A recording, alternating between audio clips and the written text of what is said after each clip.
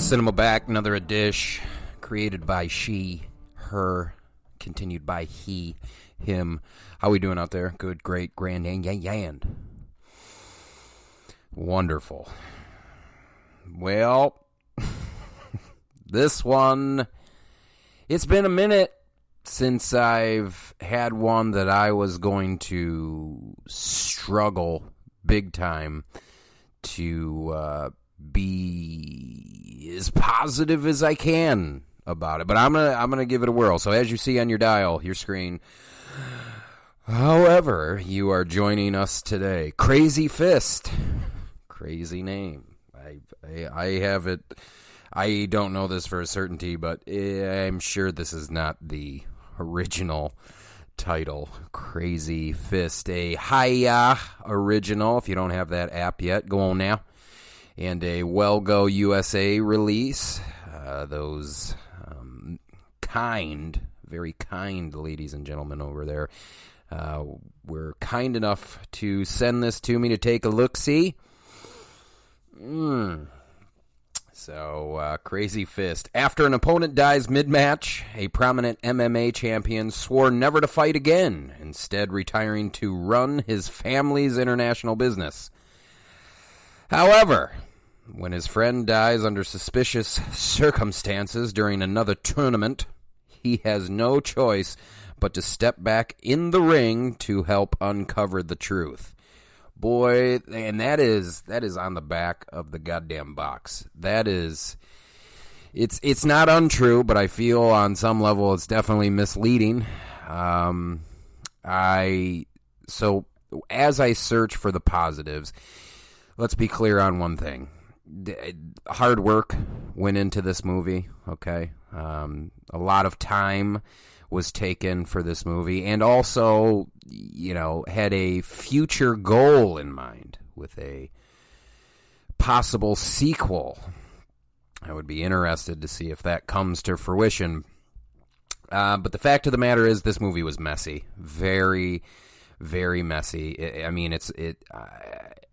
On the merit of an action thriller, I guess it works, but it is tough to confuse me in a movie unless, that's its intent, like a Tenet or something like that, something that is forcing you to think a little bit harder than, say, your, Bad Boys action film or something like that. And in this, I just feel like on paper they had a lot of things that they wanted to do, and either not enough time, not enough money. I've said this on the podcast before. I never shit on films for the sake of shitting on them. We're just, at the end of the day, I am a critic, and what I do think I do different from other critics, they'll tell you why it stinks or whatever, whereas I'm just more come from the camp of what could have been, and I know a lot, it is so hard, and I don't know what's up with the American internet and why it's so hard to get information on films out of the East, but this one's brutal. Like, I'm not even go down IMDb's or the credits on IMDb because I thought it was a fucking joke. In fact, like, it has 4 stars and then a second assistant director. What are you doing? What is happening? Or, maybe people cared so little about this film that I'm the only asshole that's going to take 20, 30 minutes to talk about it, which is very possible. And yes, I do it out of obligation, but I also, this has become a form of therapy for me. And for just so you guys know, guess what? A Chinese action film. So yes, yours truly is doing another foreign action film. I haven't gone to the tail of the tape. I should go to the tail of the tape and see, like, in the last 2-3 years, who's done the most reviews on foreign action films. I'm not saying I'm number one, maybe not even number 2, but boy, I bet you I'm up there. And I guess I'll count websites that put up a fucking paragraph and think that that is an honest review. I don't buy that. I see a lot of these websites that get the same films that I do, clearly working for Wellgo USA, much like I am, and I just don't see that the effort's there. Not that what I'm doing, takes a lot of effort. In fact, you could make the argument, well, at least that paragraph that I read on whoever's website was coherent, whereas listening to you is... I feel like I got to stay on my toes because you bounce all over the place. Yeah, that's true, but that's part of the fun of the show. So kind of circling back to the whole finding information on it, Wellgo, listen. Just listen to me. I have some questions. I don't understand. I've mentioned it on the show before. I don't understand what's going on with the audio and the subtitles. I know for a fucking fact that our main character, Shanghai, which I was kind of annoyed with a Chinese character named Shanghai. But somewhere during the film, actually, let's go down a lot of our characters here. Shanghai is actually played by our writer and director, Gao Cheng. Mai Wen is played by Yu Seung-jun. Toya, played by Ging, which is Thailand, it just says Ging. Bao Na, played by Maya Lau. Oof, smoking. Gao Chi, played by Colin Chow. Fans of foreign action films will definitely recognize Colin Chow and Yu Seung-jun. Shifu, which I always thought meant master, but apparently in this film it's a name, and I don't even trust that. I don't even trust the adaptation or the translation from Chinese to American. Like, I'm getting kind of sick of this shit because for Shanghai, for instance. I hear, because, I'm not watching this shit with the English dub. I refuse. So I'm watching it with the Chinese dub. At one point, they're definitely calling him Shanghai, our writer, star. I know for a fucking fact, midway through the film, we call him Gao several times. And that's his real name. And I don't know if... it was a mess to me, man. Any of the filmmakers listening to this right now, maybe you can explain to me what had happened. Because here's the thing, I don't blame you right out of the gate. In fact, like I said, I think I blame more of the translation. I've said this about films before, and it seems to be a running theme with films out of the East. What is being cut?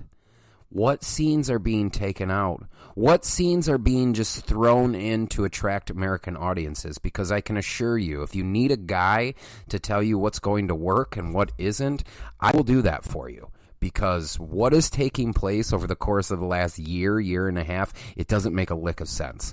I'm sitting here, hearing shit. And I guess for me, I understand I'm kind of an OCD fan. Like, I want to learn the right way to say shit in Mandarin or Cantonese. I want to learn the views and the tones of the culture. I don't always want this drift into what's going to work for the West, because upon doing that, I think of a film that I just did it might even been the last one I did, Cat O' Nine Tails. You look at Cat O' Nine Tails, Dario Argento's Cat O' Nine Tails, and then you look at the bird with the crystal plumage, and then obviously his later work. Bird with the crystal plumage is very Argento, is very Italian. Cat O' Nine Tails, once he had got some notoriety from the West, from Americans, the last half hour of that film, the Cat O' Nine Tails, plays much more like an American thriller than it does in original vision of Dario Argento's. I feel that this is the same thing, where are we adding stuff that you think Americans might like? Are there people on set that are like, there has to be.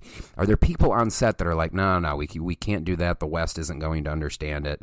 You know, there's a scene in this.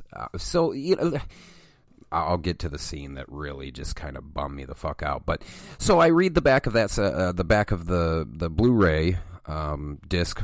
And again, after an opponent dies mid-match, a prominent MMA champion swore never to fight again, instead retiring to run his family's international business. However, when his best friend dies under suspicious circumstances during another tournament, he has no choice but to step back in the ring and help uncover the truth.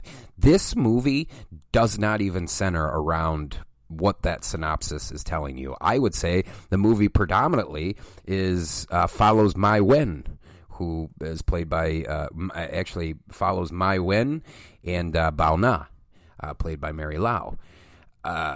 He's an undercover cop, Mai Wen is. And Bao Na is the henchman's sister, you know, caught up. The story is very, very tried and true. Teeters on beating a dead horse in terms of moral themes and its end game. But the film follows Mai Wen and Mai Wen is in prison for embezzling drug money. But you find out that he embezzled the drug money to pay for compensation for his buddies who died working the case, which sounds a whole lot like The Fatal Raid to me, which I had done a few weeks ago. I don't fucking remember but another well-go release. A Fatal Raid, significantly better executed than Crazy Fist. But the film follows more of Mai Wen. And yet here we are in the West. I'm reading the back of this, and Shanghai, Gao Cheng, who plays Shanghai, I mean, he's in it, yes. Yes, he is a character, for sure, one of the bigger ones. But as far as screen time is concerned, we do not get enough screen time from him to warrant that synopsis, even though it's true. Like, I mean, I think we're kind of spinning it a little bit because, I mean, that says MMA champion, but he was part of an underground fight club that was the ring was surrounded by crocodiles.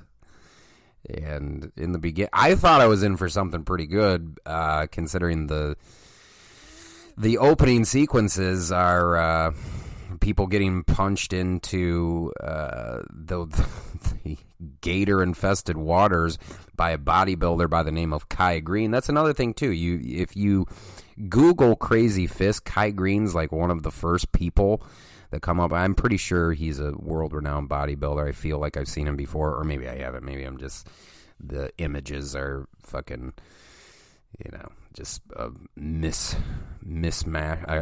mashing of imagery in my head. But I thought, okay, like they're hitting skin, which I thought was cool. We're doing like slow-mo, like he hits him in this pec and you see his pec reverberate and shit like that. And I was just kind of like, okay, well, you know, we got some halfway decent camera work here, and this is where we're going to start out.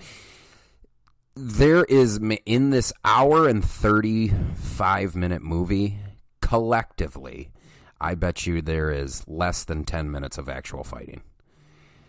So that's not necessarily a bad thing to me, okay? It depends on how the plot goes from there. No, in this particular case, I kept waiting for this final battle, and it was like the reverse of Aquaman. Now that I'm thinking about it on the spot. So I've told this to people before. They're like, oh, Aquaman was pretty good. And it really wasn't all that great. I mean, just a personal opinion, which means nothing. Like, you guys got to relax. Like, this is art. Like, we're allowed to debate art. And there is no wrong answer, like, say, you know, politics or religion or what have you, you know. So you can say I'm wrong about Aquaman. But I ask you to think of this. Every time we are about to make a salient point, make us think, make us feel. I feel like it's in Aquaman, it's interrupted with loud explosions and fireworks and flashing lights. Crazy Fist is kind of the exact opposite, where every time we're about to, at least in me, I'm like, okay, here we go. Here comes the fight. We got the setup. Here comes no fight. We're not going to have a fight then? Oh, all right. Like, even like the final sequence, like between, and this isn't, you'll know the player. Well, actually, I can't even say that because in my notes I even have written, yeah, we just dropped 4 new characters on you somewhere at the beginning of Act 3. That's not okay. Even it or maybe it is, man. I go back and forth. I haven't made any movies, so what the fuck do I know? But it felt so weird. Like I'm learning about this new lieutenant, and he's got his own plan that he's going after, and it just, it was tough. It was tough, and then like, I don't know. I feel like there's 4 bad guys, and it's a quadruple cross. It's not a double, a triple, but a quadruple cross. And that's fine if it was constructed in a manner that's sharp and works. And I just remember, hence the notes. I just remember thinking I'm watching it, and I don't know who these people are. And now they're ultimately supposed, like the DEA comes in, like the Chinese version of the DEA, or maybe it's just the DEA. I don't know. But the DEA gets involved, and now it's like we spent 10 minutes with those characters, and I'm like, what the fuck? And they don't appear. Like it's a mess. It's a mess. I think if a little bit more time, a little bit more money, I feel bad for any films that have come out in the past 3 years or began production in the past 3 years because of obviously what's been going on. But, I've said it before, deadline or not, you got to tell these producers to fuck off, and I'm not going to release a product that's going to, catch some static. I don't see how maybe I'm missing something. Maybe somebody please DM me, email me, whatever, write me a handwritten letter, send it in the mail, and tell me what I missed, because you have these completely jacked Chinese men, completely jacked, like fucking Yu Seung-jun, huge. He's fucking huge. But and then there's times where we kind of play on that, like, oh man, he's so big, like this, like a dumb training montage. Let's listen. Can we do away with training montages? They Rocky did it. We're good. Even Rocky had a montage. The scene where I kind of, you lost me, so if the filmmakers are listening, I apologize. If the people behind the computers creating this CGI art that I'm about to mention, I apologize. So the crocodiles, I mentioned the crocodiles, right? At one point when Shanghai is lamenting on his past and pondering what he should do for his future, he's on the outskirts of the ring and finds these alligator eggs, which, by the way, like the whole talk, like it even would have made more sense if we like talked about the alligators, like what they meant to him or the culture or whatever. And one of the eggs hatches in this. I've said it on this show before. I don't know if the East just doesn't give a fuck about CG, or if they don't have the rights to do, say, what ILM, Industrial Light and Magic, do, or Skywalker sound, whatever the case may be. Speaking of Skywalker, there was times in this where the audio sounded, even the original Chinese dub, sounded like a student film, like where you can hear the hissing in the background because the mic volume wasn't set. Anyway, so this little baby gator hatches in Shanghai's hand, and I mean, it does not look great from a CG standpoint.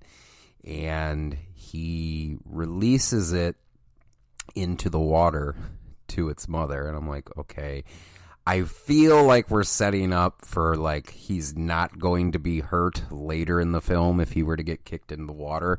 And wouldn't you know it, towards the end of the film, he gets kicked into the water, and the gator does not attack him. No. The step further is he actually carries Shanghai to the edge of the ring, and then with its snout, kind of flips his snout up and front flips Shanghai into the ring. Yeah, I wasn't. That was another thing, too, like, for something that felt, I remember, maybe it wasn't rooted in reality. I mean, one of the first things that you see in the first 5 minutes is Bao Na is driving erratically through the city streets, and there's a dumbass kid playing in the middle of the road with his soccer ball, and Mai Wen sees him and runs to his rescue, gets the kid out of the way. He front flips over the speeding car that Bao Na is driving in midair. As he's front flipping over the car in midair, I mind you, he locks up Bao Na's e-brake in the car that because it was a convertible. He locks up her e-brake. So I'm going to say this too. I would try to say it not. He front flips over a car and locks up the e-brake while he's in midair, and then lands on his feet behind the car. This car is moving. It's going like 110. Perhaps. So I guess I turn, because I don't know, I turn the question to you, my audience, does that now become, does this make the crocodile scene later in the film forgivable now? Because we were like, well, Sean, I mean, it wasn't rooted in reality at all. He front flipped over a high-speeding car and locked up the e-brake in midair. I would actually listen to that argument.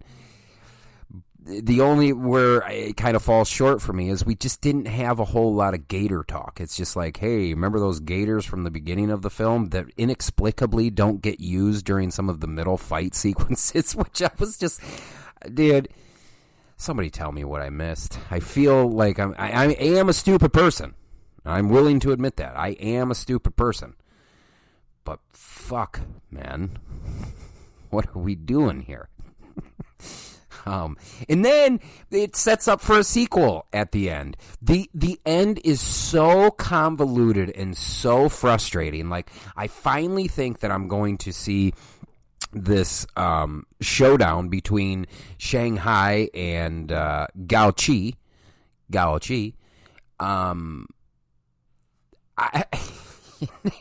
It lasts like 30 seconds, and then the cops show up, and I think that Gao Chi's going to jail. He's running this drug enterprise. He's a drug smuggler, which apparently that's what we're supposed to care about somewhere through the middle of the film. Like, I thought that it was going to be like an underground, the underground fight league is what's the problem, very kickboxer.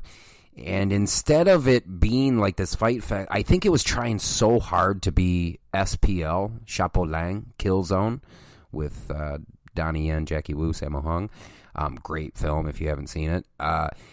It's just, like I said, either one, I saw exactly what I was supposed to see, and it's just this unpolished, very ambitious mess, or it got cut into a million pieces to fit for a Western audience. Or, due to the pandemic, it just, it's like, hey, I turned in my group project, but, fucking mom was sick, dad died. Am I making sense to you people? Am I making sense? So you should still see this film. Don't get me wrong. You should still see this film, if for nothing else, so that we can have a debate about it. And I would love it if you saw this film and you loved it. Because if you loved it, there's just, it's more fun to debate movies or music or art on any level than, or I find it fun, at least. And I promise you, if you make good points, you may, turn the tide, and I'll be like, you know what? You're right. I did miss that. I'm a fucking idiot. But I just felt like we were trying to implement all these things that might make the West happy, and what the end product was confusing. That's all there is to it. Just a fucking confusing mess. And it had potential. It had potential. I thought the camera work during the action scenes were good. Some of the fight sequences directed by Lee Dong-hao. That's another thing too. Is so if you Google this shit, and you, I'm trying to look on the back of the. Oh, you don't even have who. See, this is so confusing. So even on the back of the Welgo box, it says written and directed by Gao Ching. Okay, you watch the film. Okay, you watch the credits in the film. In the film, you're watching it. Directing credits go to Gao Ching and Lee Dong-hao. Whereas this, the only credit I'm seeing for Lee Dong-hao is his action directing. I will say, I do know I was concerned when I saw that an hour and 36-minute movie had 8, I'll say it again, 8 screenwriters. That is not a good sign. Okay, you are implementing too many views, especially if Gao Ching is writer, director, star. Man, we got to cut some of those people off, or maybe he was being, respectful to the people that contributed to the film. But oof. And then, see, this is why this is all sorts of a mess to me. I look at the back of the goddamn box now, and that is contradictory to what I just saw on the actual final cut of the film. Somebody help me out. Welgo. Other viewers of Crazy Fist. The cast, crew of Crazy Fist. What am I missing? Because I'm not a fucking stupid-ass American, a hateful, spiteful American. I want to understand the culture. Am I missing parts of the culture? Or am I not so stupid, and this particular piece just kind of fell flat? I don't know. Somebody please call in. Well, you can't call in. The day I start doing fucking live phone calls, I'll be never. But I was bummed, man. I was bummed because I kind of space Welgo films out in a way so when I'm kind of, and I apologize if Welgo takes this as a slight, but I kind of space my Welgo releases out like if I need a break. Just before you think that I'm banging, if I need a break, like so, for instance, the last thing that I watched before Crazy Fist was that Turning Point, that 9/11 documentary on Netflix. Boo, that was a rough watch. So that's what I mean by I needed a break. Like I watched 5 episodes of fucking planes hitting buildings and people jumping out of buildings. I mean, it was a rough documentary. So that's what I mean by break. I was like, all right, that was super fucking serious. Let's kind of go to a tongue-in-cheek action film, as it were. And I'm not necessarily sure what I just got done watching. I feel like it could have been good, but ladies and gentlemen, I don't know. I don't know. And somebody give me the goddamn truth on the translation and the fucking credits, and then somebody talk to me, goddammit. You got 8 screenwriters in the actual final cut of the film, visually. On the back of the box, there's 1. What's happening? Ellis Cinema. Ellis Cinema Welgo USA release. I'll be doing a giveaway for this, as I always do with a Welgo USA release. Crazy Fist, you know how to do the giveaways at this point. Like, share, tag 3 friends in the comments. It's not that hard, is it? Get yourself a free Blu-ray. And then watch it, and then you didn't even have to pay for it. I'll even pay to ship it to you. Support Welgo USA. Support foreign films, small films, indie films, Welgo USA, small distributors. Got to support them. Because when they're gone, you're going to be pissed. Ellis Cinema, Crazy Fist, Welgo, we gone.